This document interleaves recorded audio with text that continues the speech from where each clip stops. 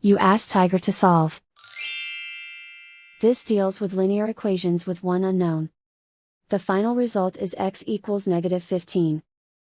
Let's solve it step by step. Simplify the expression. Expand the parentheses. Simplify the arithmetic.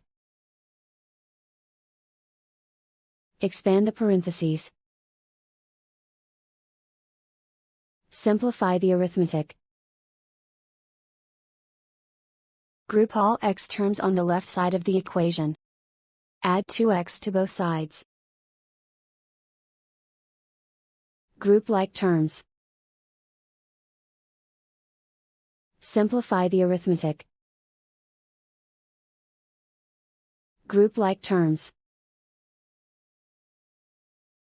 Simplify the arithmetic. Group all constants on the right side of the equation. Add 21 to both sides. Simplify the arithmetic.